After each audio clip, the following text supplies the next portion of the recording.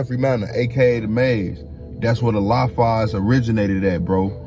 You gotta do your homework on what LAFA originally stand for. Started off with two gangs being one set and actually being cool with each other, but ended up going to war after a well-loved female on their side died. This information that I have is exclusive information that isn't on the internet. I even DM'd some LAFA members to try to get some information from them, but I had no success with in doing that. One even told me I was the police. These two sets were cool all up until November 23rd, 1997. TV, we doing the my block, you know what I'm saying? Ain't nobody been over in Jeffrey Manor, so we gotta give them a taste of what it's like. Let them know niggas ain't just, you know what I'm saying, killing each other and gangbanging all day. This was allegedly the girl that was named after LAFA after she died in her honor. It was around 4:45 p.m. when 15-year-old Anna Vara was walking in a 4100 block of South California Avenue, right in front of Kelly High School. She was allegedly a former gang member, and one of the gang members from the former set told her that he wanted to shoot her the day before that, and around 4:45 p.m.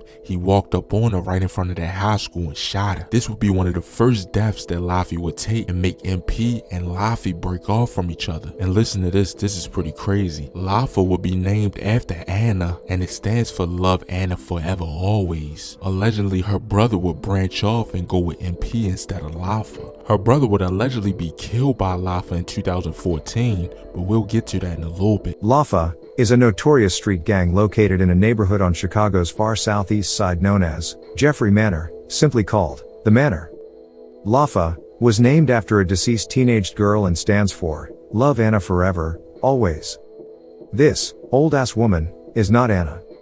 I mean, take a good look at her, and then explain the old man sitting next to her, with his hand on her knee, wearing a LAFA t-shirt, when she's still alive.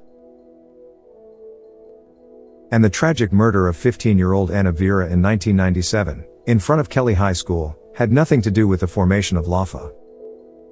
The Chicago Tribune published a couple of articles about Anna Vera in 1997, one of which stated in relevant part, while police searched for the killer, Anna's family gathered Sunday at her grandmother's home on South California Avenue, to remember the girl they called Chula, Spanish for beautiful girl.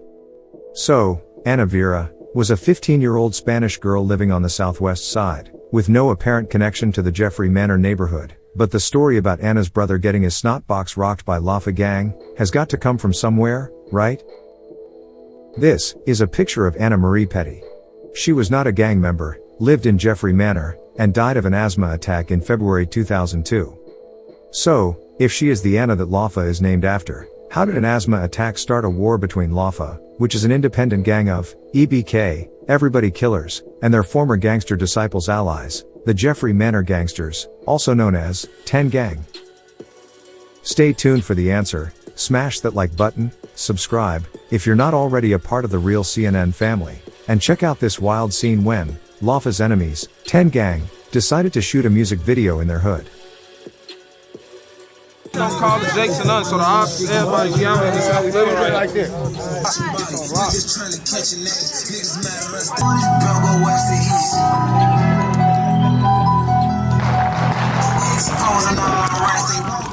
Jeffrey Manor is often called the Maze because the streets are curved, sometimes leading to another street, sometimes leading to dead ends, after you drive past the McDonald's on 95th and Jeffrey, and enter the Manor, when driving south towards the Hundreds.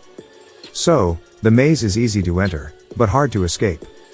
The Gangster Disciples have controlled this area for a long time, with the older generations calling themselves the Jeffrey Manor Gangsters, or JMG. Merrill Park is the spot in the hood where so much BS pops off that it's known as Murder Park, and sometimes GDs in the area also refer to themselves as MPG. A later generation of GDs would adopt the name 10 Gang.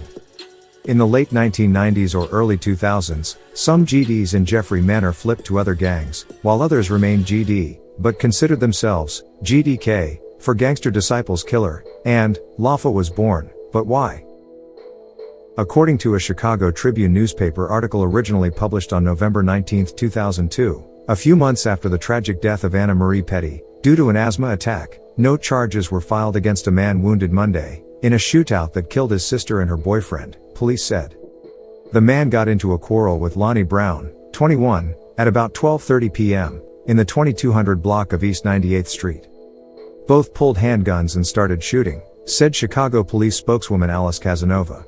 Brown was killed, as was Shonda Bragg, 23, of the 9800 block of South Marion Avenue, who was caught in the crossfire. She wasn't the intended target, said Casanova. Detectives found the other man in Trinity Hospital with a wounded hand. The Cook County State's Attorney's Office called the shooting self-defense and rejected charges, said Casanova. The man who died, Lonnie Brown, was a beloved member of the Jeffrey Manor gangsters. Pause. So, I think everyone is mixing up the stories of a 15-year-old girl named Anna and her brother getting killed by the gang she was named after.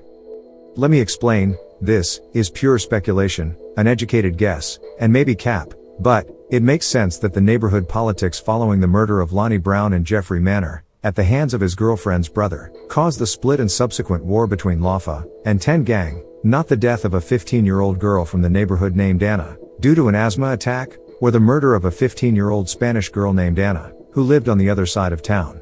Word around town, Nooski got smoke with his drop. Smoke white Brian, LAFA killer, I ain't with the cap. Then, yeah, my people's like, yeah, I'm from 63rd, but on phone number, like I told y'all, I've been all through the rack on phone number. I used to be through the Manor too on phone number. Jeffrey Manor, bro, do your homework, it hit different. Smoke white Brian, LAFA killer, I ain't with the cap. LAFA is a gang that is clicked up with crews from the drill culture like O Block, and them No Limit soldiers from NLMB, so they beef with gangs like 051 Young Money, and Jaro City. Before FYB Main was pushing peace, he was dissing 300 dead ops in his song, with one op being 19-year-old Brian Puckett, aka White Brian from LAFA Gang, who was fatally shot on July 9, 2009, on the 2200 block of East 100th Street. Smoke white Brian, LAFA killer, I ain't with the cap. Crazy Crisco. Whatever caused LAFA Gang to split from the Gangsta Disciples in Jeffrey Manor wasn't enough for them to start killing each other until 2009, and even then, the gangs allegedly entered into a peace treaty to ease the tensions that arose after the death of White Brian. That peace treaty lasted for 3 years until a 33-year-old mother of three, Janine Hancock, and a 17-year-old, entering his senior year at Bowen High School, Alexi Johnson, were killed in Murder Park on July 23, 2012. They were talking to two other people, a 21-year-old man who was shot in the abdomen, and a 30-year-old woman, who was shot in the leg. Interestingly, 17-year-old Alexi is not mentioned with fallen GDs from the Manor, but the 33-year-old mother of three, Janine Hancock, is, and J-Dub World, was named in her honor. LAFA gang member, Akeem Azad, who was 28 years old at the time, was charged with this senseless murder. Police say 17-year-old Alexi Johnson was standing with two women and a man in Merrill Park on East 96th Street in the Jeffrey Manor neighborhood when two people came out of a nearby gangway and started shooting, one with a rifle, the other with a handgun. It get like that, you gotta do your homework on them hoods over East, like not just No Limit, go deeper over East. Get to the Jeffrey Manor on phone number. It be busting in the Jeffrey Manor too. It do hit different, you see what I'm saying? Yeah, I know what you're saying. FYB J Lane, oops I meant J Main. Niggas, was bussin' in Jeffrey Manor, and you, was duckin' in Jeffrey Manor. On September 11, 2013, the GDs in the Manor would get their get back, for J-Dub. 19-year-old Antonio Calhoun, was walking in the wild hundreds, on 102nd and Oglesby, with a 20-year-old man, at 10:53 p.m., when a vehicle pulled up, and shots rang out. The 20-year-old man survived a leg shot, but Antonio didn't make it. Coney Gang was adopted by LAFA members in his honor. Now, let's discuss the murder of Daniro Appleton by LAFA gang members Martace Easter and Cottrell Mackey on June 1, 2014, 12 years after Anna died of an asthma attack, and Lonnie Brown was allegedly killed in self-defense by Shannon Bragg's brother in 2002. Daniro Appleton didn't claim the gang that killed his sister. He most likely flipped from LAFA back to Murder Park Gangster because he blamed Shannon Bragg's brother for the death of Lonnie Brown, while the rest of LAFA claimed it was self-defense. Cottrell Mackey appealed his 35-year sentence for the murder of Daniro Appleton.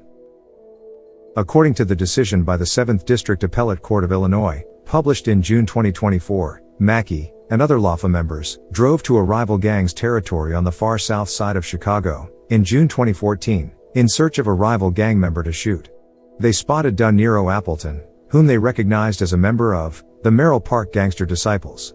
Mackey, and 2 other LAFA members, shot Appleton 13 times, and then sped away from the scene. Appleton died. In the years after Appleton's murder, Mackey continued his involvement in LAFA activities. He bragged online, on social media, and in a YouTube music video, about killing Appleton. He committed an armed robbery. And, upon learning that the robbery victim had cooperated with police, and provided descriptions of LAFA members, Mackey directed a cohort to bribe the victim into retracting his account.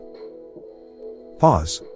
We're going to pause our story on the war in Jeffrey Manor right here, point out the stupidity of goofies bragging about murders on YouTube, and pick our story back up in part 2, when the LAFAs get busted for running a drug operation in Duluth, Minnesota. Gas what I smoke, brother. Gang in this bitch. Gang in this bitch, brother. Gang in this bitch. Started off with 2 gangs being one set and actually being cool with each other, but ended up going to war after a well-loved female on their side died. This information that I have is exclusive information that isn't on the internet.